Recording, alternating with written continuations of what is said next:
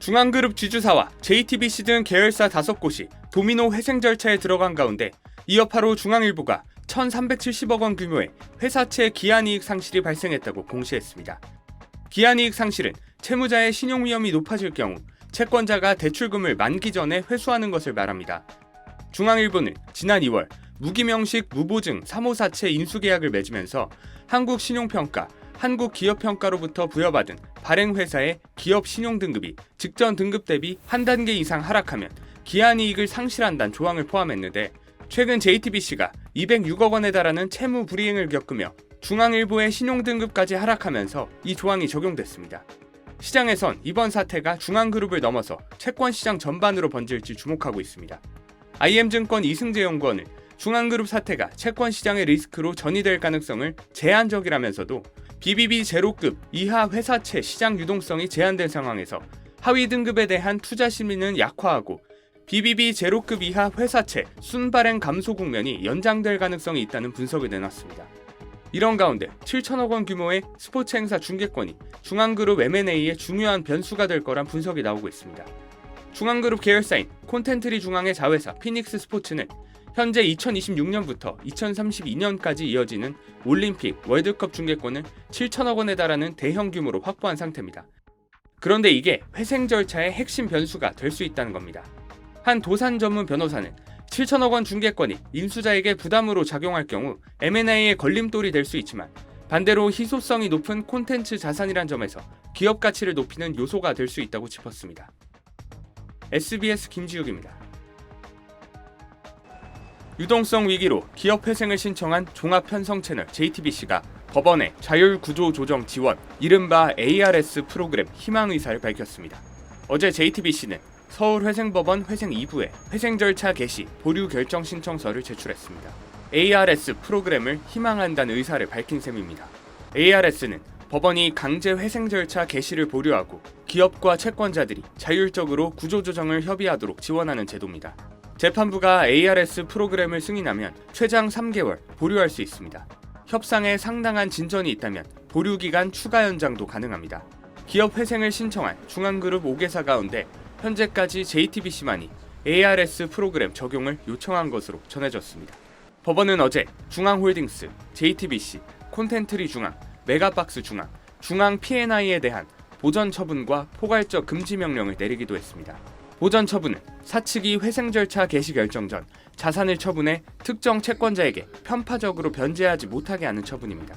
포괄적 금지 명령은 반대로 채권자들이 기업 회생 개시 전 강제 집행, 가압류, 경매 등으로 회사의 주요 자산을 확보하지 못하도록 채권을 동결하는 조치입니다. 5개사의 회생 신청과 별개로 중앙일보는 기업 재무구조 개선, 이른바 워크아웃을 추진하기로 했습니다. 앞서 지난 10일 JTBC는 총 206억 원 규모의 유동화 차입금을 만기 상환하지 못하면서 디폴트를 선언했습니다. 디폴트 선언 이틀 뒤인 14일엔 중앙홀딩스와 콘텐트리 중앙, 중앙 P&I, 메가박스 중앙이 회생 절차 개시를 신청했습니다. 15일에는 JTBC도 회생 신청을 냈습니다.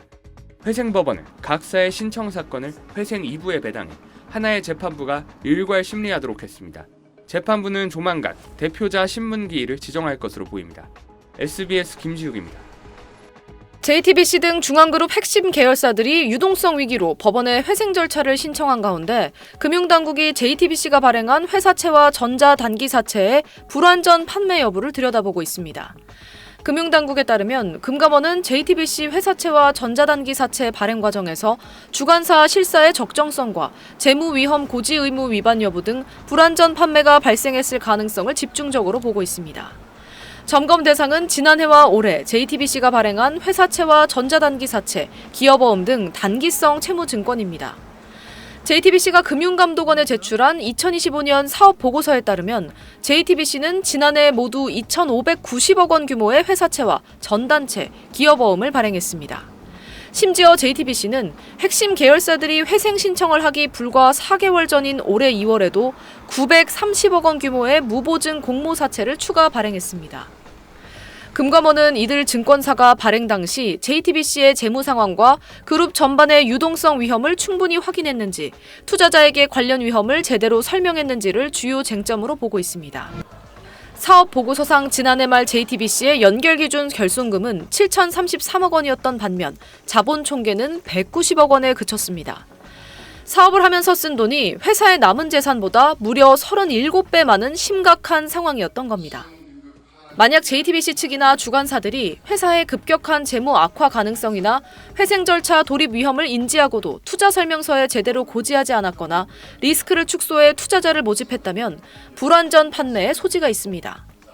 특히 이번 유동성 위기의 직접적 원인으로 자산 유동화 전자단기 사채가 지목되기도 했는데 기업 회생 절차를 밟은 홈플러스와 비슷한 구조입니다.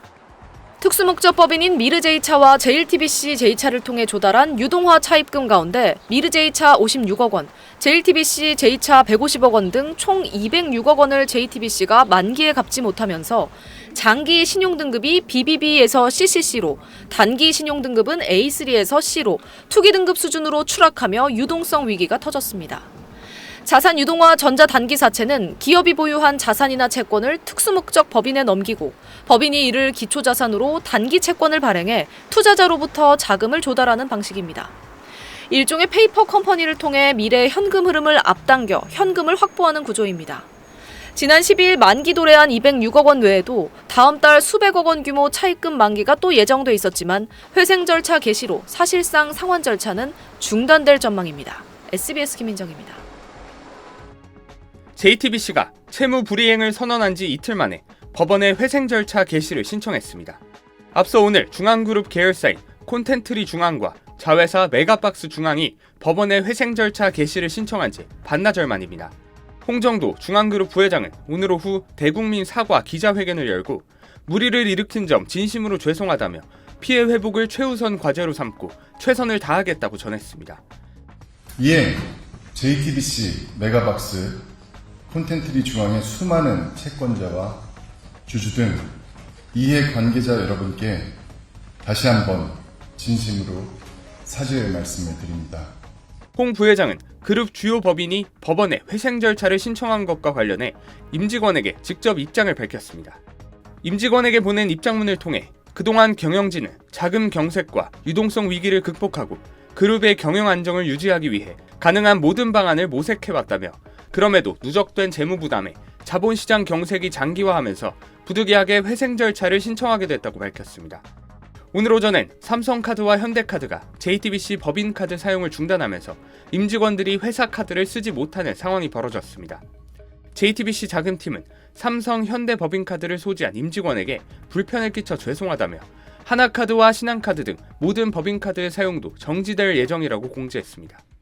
JTBC는 지난 12일 총 206억 원 규모의 유동화 차입금을 만기 상환하지 못하면서 채무불이행, 이른바 디폴트를 선언했습니다. 국내 신용평가사들은 JTBC의 디폴트 직후 신용등급을 일제히 하향 조정했습니다. 나이스 신용평가는 JTBC의 유동성 위험이 크게 증가했다며 무보증 사채 신용등급을 기존 BBB 부정적에서 CCC로 하향 조정했습니다. 한국기업평가도 JTBC의 무보증 사채 신용등급을 BBB에서 BB 하향 조정하며 계열 재무 위험 전이 가능성이 확대되고 유동성 측면의 불확실성이 확대됐다고 평가했습니다. 경제계 안팎에선 그간 JTBC 등 중앙그룹 계열사의 무리한 콘텐츠 투자와 대형 스포츠 이벤트 중계권 독점 계약이 재무구조 악화를 가져왔다는 분석을 내놓고 있습니다. SBS 김지욱입니다.